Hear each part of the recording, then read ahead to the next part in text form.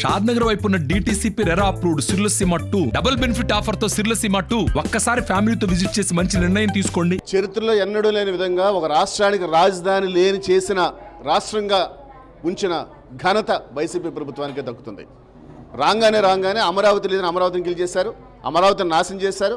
100 కోట్ల రూపాయలతో భవనాలు నిర్మించి 10 కోట్ల రూపాయలతో పూర్తి భవనాలు నిర్మానుష్యంగా ఉపయోగించేసి అమరావతిని సర్వనాశనం చేసి 3 రాజధానుల ప్రహసనానికి ఒక కథ లేపి ఇవాళ పైపించి వాళ్ళు జగన్మోహన్ రెడ్డి వచ్చి దీన్ని మళ్ళీ రాజధాని చేస్తాను 2 టవర్ల బొమ్మలు కూడా గ్రాఫిక్స్ చూపించి నెగ్గిన తర్వాత వస్తానని చెప్పి, అంటే అసలు రాజధాని లేకుండా మీకున్న ఒక మానసికమైన ఏదో మన నాకు తెలియదు, ఏ ఇబ్బందో తెలియదు, రాజధానిని రాష్ట్రంగా చేశారు. ఖచ్చితంగా అమరావతి ఈ రాష్ట్రానికి రాజధాని అనేది జనసేన తెలుగుదేశం పార్టీ స్టాండ్. వచ్చే ఎన్నికల్లో మేము నెగ్గబోతున్నాం, అమరావతిని రాజధాని చేసి తీరుతాం. విశాఖపట్నం మాత్రం పారిశ్రామిక రాజధానిగా బ్రహ్మాండంగా అభివృద్ధి చేస్తాం. జగన్మోహన్ రెడ్డి చెప్పి మొత్తం అబద్ధం. ఏ రాజధాని ఇక్కడికి రాదు, ఇక్కడ ఉండేది కేవలం విశాఖపట్నం అభివృద్ధి చెందాలని ఆస్తి ఉన్నాం తప్ప మీరు రాజధాని చెప్పి ఎంతవరకు మీరు తేలైపోయారు, మీకు తెలుసు రాదని. కానీ కేవలం ఇక్కడున్న మనోభావాలను దెబ్బతీసి ఇక్కడ స్థానిక ప్రజల మనోభావాల మీద ఆటలాడుకుంటూ అధికారులు రావాలనుకున్నారు. కానీ రాజధాని పట్ల మీకు ఎటువంటి ఆసక్తి లేదు. వచ్చే ఎన్నికల తర్వాత వచ్చే ప్రభుత్వంలో ఖచ్చితంగా జనసేన పార్టీ తెలుగుదేశం అమరావతిని రాజధానిగా అద్భుతంగా డెవలప్ చేస్తాం. Kiran Prasad, Uttarandhra regional coordinator, Janasena party. ఈరోజు జగన్మోహన్ రెడ్డి గారు ఏదైతే పారిశ్రామిక సమ్మిట్ పెట్టి నేను గెలిచిన తర్వాత రానున్న 2024లో పరిపాలనా రాజధానిగా ఇదే చేసి ఇక్కడే నేను పరిపాలన సాగిస్తాను, నేను ఇక్కడే ఉంటాను, నా కుటుంబాన్ని కూడా ఇక్కడే తీసుకొస్తానని ఏదైతే ప్రగల్భాలు పలుకుతున్నారో, అమ్మకి తిండి పెట్టలేనోడు పెన్నమ్మ కోక పెడతాడంట. మొన్నటి వరకు 2014లో ఏదైతే మంగళగిరిని అమరావతిని రాజధానిగా చేసుకున్నప్పుడు నాకు అభ్యంతరం లేదు, అమరావతిని రాజధానిగానే చేసుకుందాము, 3,000 ఎకరాలు కాదు 30,000 ఎకరాలు కావాలి, మేము సహకరిస్తామని చెప్పిన వాళ్ళు 2019 ప్రభుత్వం ఏర్పడంగానే కుదరదు, అమరావతి కాదు పరిపాలనా రాజధాని వైజాగ్ని చేస్తాను, అలాగే న్యాయ రాజధాని కర్నూలు చేస్తాను అని చెప్పి 3 రాజధానులు చేసి 3 ముక్కలు చేసి 3 ముక్కలాట ఆడుకుంటున్నారు. అన్నం అంతా ఉడికిందో లేదో అన్ని మెతుకులు చూడక్కర్లేదు, ఒక మెతుకు చూస్తే తెలుస్తుంది. సొంత తల్లే తన కొడుకు పాలన కోసం అడిగితే అతనితో నాకు సంబంధం లేదని చెప్తుంది. ఒక పక్క చెల్లెలు వచ్చి అన్నగారు చేసిన అక్రమాలన్నీ బయటపెట్టి ఎండగడుతుంది. అలాగే ఒక చెల్లు వచ్చి హంతకులకి ఓటేయకండి, హంతకులను తీసుకొచ్చి రాజ్యాలు ఇవ్వకండి, రాష్ట్రాన్ని ఇవ్వకండి, ముఖ్యమంత్రిని చేయకండి అని ఒక చెల్లి ఇదవుతుంది.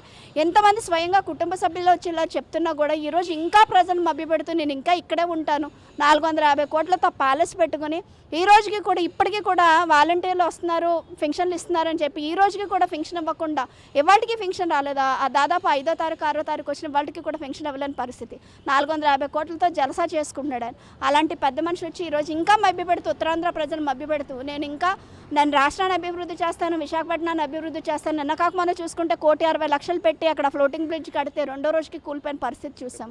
అట్లాగే బస్ బేలు 40 లక్షలు 50 లక్షలు పెట్టి బస్ బేలు కడితే కూలిపోయిన పరిస్థితి చూసాం. ఈయన పరిపాలన ఇంత అందంగా ఉంటే ఈ రోజుకి ఇంకా మభ్యపెడుతూ ప్రజలు మభ్యపెడుతూ నేను అది చేస్తాను ఇది చేస్తానని చెప్పి ఎలా జోకొస్తున్నారంటే తిరుపతి వెంకటేశ్వర భయపడుతున్నాడు. ఎందుకంటే HDFC వాడు ఇక్కడే తిరుగుతున్నాడు, ఒకవేళ నాది కూడా తాకట్టు పెట్టేశాడేమో, నా గుడిని కూడా తాకట్టు పెట్టేశాడేమో అని అంటున్నారు. ఎందుకంటే నిన్న మొన్నటి వరకు గ్రాఫిక్స్ మయం చేసేసారన్న అమరావతి సచివాలయాన్ని ఇవాళ తాకట్టు పెట్టి దాన్ని కూడా తీసుకొచ్చిన పరిస్థితి. అంటే తన సొంత ఆస్తులు ఏమన్నా తీసుకొని తాకట్టు పెట్టి ప్రజలను ఏమన్నా ఉద్ధరిస్తే బాగుంటుంది. ప్రభుత్వ ఆస్తులన్నీ తాకట్లు పెట్టుకుంటూ అలాగే విశాఖపట్నంలో ఎన్నో ప్రభుత్వ ఆస్తులను తాకట్టు పెట్టేసిన దాఖలాలు చూసాము. ఇవి చాలదన్నట్టు ఇవాళ సచివాలయాన్ని కూడా తాకట్టు పెట్టిన పరిస్థితి మనం చూస్తున్నాము. ఇలాంటి పెద్ద మనిషి ఏ రకంగా అభివృద్ధి చేస్తాడో మాకైతే అర్థం కావట్లేదు. మేము విశాఖ వాసులకు అడుగుతున్నాం, నువ్వు చేసిన అభివృద్ధి ఏమన్నా ఉందా? పరదాల మాట నువ్వు రావడమే తప్ప, ఎలిప్యాడ్లో రావడమే తప్ప, వాయు మార్గంలోనే తప్ప రోడ్డు మార్గంలో వచ్చిన పరిస్థితి ఈ రోజు వరకు లేదు.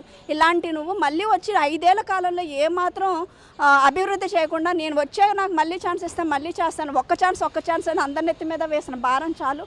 ఇక మీద కూడా చేస్తే ప్రజలందరూ చూస్తూ ఊరుకోరు. ప్రజల్లో అవేర్నెస్ వచ్చింది. ఖచ్చితంగా జగన్మోహన్ రెడ్డికి ఓటు అన్న ఆయుధంతో బుద్ధి చెప్పి ఆయన మళ్ళీ ఇంటికి పంపించి చక్కగా ఆయన ఏదైతే కేసులున్నా ఆయన కేసుల కోసం మెడొంచి కేంద్రం దగ్గర మెడొంచుతున్నారు. నాకు 25 మంది ఎంపీలను ఇస్తే కేంద్రం మెడలోంచి ప్రత్యేక హోదా తీసుకొస్తాను, పోలవరాన్ని తీసుకొస్తాను పెద్ద మనిషి కేవలం తన కేసులను తప్పించుకోవడానికి, తన బాబాయ్ హత్య కేసులో అవినాష్ రెడ్డిని బెయిల్ను తప్పించడం కోసమే కేవలం వెళ్ళి ఆయన మెడలు అక్కడ ఉంచుతున్నారు తప్ప రాష్ట్రం కోసం రాష్ట్ర ప్రయోజనాల కోసం ఒక్కసారి కూడా కేంద్ర ప్రభుత్వం గట్టిగా అడిగింది లేదు, నిధులు తీసుకొచ్చింది లేదు. ఇకనైనా ఆయన బుద్ధి తెచ్చుకుంటే బాగుంటుందని జనసేన పార్టీ తరఫున తెలియజేస్తున్నాం. జగన్మోహన్ రెడ్డి విజన్ వైజాగ్ పేరుతో ఇవాళ మాట్లాడినటువంటి మాటలు ఏవైతే ఉన్నాయో, విశాఖనిచ్చే పరిపాలన సాగిస్తాను, విశాఖలోనే నేను కూర్చుంటాను, ఇక్కడే ప్రమాణ స్వీకారం చేస్తానంటే చాలా ఆశ్చర్యంగా ఉంది. ఇప్పటివరకు ఈ జగన్మోహన్ రెడ్డిని ముఖ్యమంత్రిగా విశాఖలో ఎవరు కూర్చోవద్దని చెప్పారు ఇన్నాళ్ళు 5 ఏళ్ళు. దేనికి 5 ఏళ్లలో ఒక్కసారి కూడా విశాఖలో కూర్చొని ఇవాళ పరిపాలన గురించి కానీ ఉత్తరాంధ్ర అభివృద్ధి గురించి కానీ ఏ రోజైనా సమీక్షించిన సందర్భాలు ఉన్నాయా? ఇప్పటికే 14 ప్రభుత్వ ఆస్తుల్ని తాకట్టు పెట్టేశారు. మహోప్రభో మీరు ఆ ఆస్తులు తాకట్టు పెట్టి విడిపించండి, మీరు కొత్తగా ఏమి నిర్మించక్కర్లేదు అంటున్నాం. ఐకానిక్ టవర్ కడతాడట. ఏంటండి ఐకానిక్ టవర్ కట్టేది? కనీసం బస్ బే కానీ లేదంటే ఫ్లోటింగ్ బ్రిడ్జ్ కానీ కట్టలేనటువంటి అసమర్థులు రాజధాని కట్టేస్తారా? Iconic tower కట్టేస్తారా? వీళ్ళు కట్టింది లేదు, చేసింది లేదు. వీళ్ళు కొట్టేశారు, ఉత్తరాంధ్ర భూముల్ని కొల్లగొట్టేశారు. 50,000 కోట్ల రూపాయలు విలువ చేసే భూముల్ని, ఉత్తరాంధ్ర సంపదని ఈ జగన్మోహన్ రెడ్డి అండ్ కో పూర్తిగా కొల్లగొట్టేశారనేది జనసేన పార్టీ ఎప్పటికప్పుడు ఆధారాలతో మేము తెర మీద తీసుకొచ్చి ప్రజలకు చెప్తా ఉన్నాం. వీళ్ళు సాధించిందల్లా ఏంటంటే కేవలం విశాఖ వచ్చినప్పుడల్లా సీఎం దుకాణాలన్నీ తొలగించేస్తారు, చెట్లు నరికేస్తారు, పరదాలు వేసేస్తారు, స్కూల్ బస్సులను ఏమొచ్చి జనాలు తరలించుకోవడానికి వాడతారు, ప్రతిపక్ష నాయకులందరినీ కూడా అరెస్టులు చేస్తారు. కక్ష సాధింపు చర్యలు చేసి విశాఖను దోచుకోవడానికి ఋషికొండను బోడిగుండు చేశారు. వీళ్ళు రాడిసన్ బ్లూని రాయించేసుకున్నారు, బే పార్క్ని కొట్టేశారు, ఎన్సీసీ భూముల్ని వాళ్ళ మంత్రి కొట్టి సత్యనారాయణ తమ్ముడు సంస్థకు రాయించారు, రేడియంట్ భూమిని వాళ్ళ ఎంపీకి కట్టబెట్టారు, రామానాయుడు స్టూడియోని రియల్ ఎస్టేట్ వ్యాపారాన్ని వాడుకోవడానికి వాటాలు పనిచేసుకున్నారు, విస్తన్నపేట భూముల్ని ఇవాళ వీళ్ళు వాటా పనిచేసుకున్నారు. ఇంకా ఏం మిగిలి ఉన్నాయన్నది?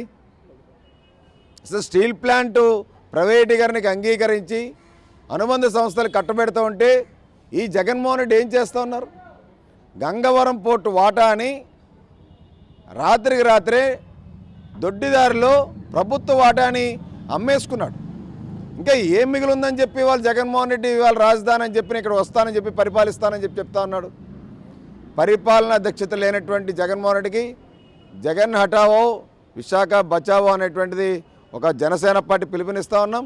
ఖచ్చితంగా విశాఖని కాపాడుకోవాలి, రాష్ట్రాన్ని కాపాడుకోవాలి. ఉత్తరాంధ్ర సంపదను దోచుకున్నటువంటి ఈ కబ్జాగోర్లు కబంధ హస్తాల్లో నుంచి ఇప్పటికైనా సరే వీళ్ళందరూ కూడా తెలివిగా ఆలోచించి జనసేన టీడీపీ కూటమిని గెలిపించాలని చెప్పి జనసేన పార్టీ చెప్తా ఉంది. మరిన్ని వీడియోస్ కోసం ఛానల్ ని సబ్స్క్రైబ్ చేయండి, లేటెస్ట్ అప్డేట్స్ కోసం వాట్సాప్ ఛానల్ ని ఫాలో చేయండి అండ్ లింక్ డిస్క్రిప్షన్ లో ఉంది.